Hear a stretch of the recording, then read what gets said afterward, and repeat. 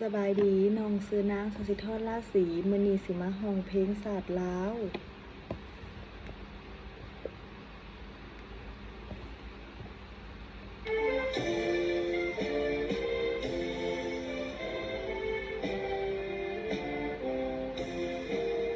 ศาสตร์ลาวตั้งแต่ได้มา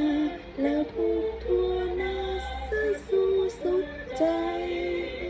รักเพลงร่วมจิตร่วมใจสามัคคีกันเป็นกำลังเดียวพร้อมกันก้าวหน้าปูซาสู่เกียรติของเราเสริมใส่สิทธิ์เป็นเจ้าทุกสนเผ่าสามอภาพกันบ่ให้พวกจักรพรรดิพวกขายสาเข้ามารบกวนน้อมนวลสู่เอกา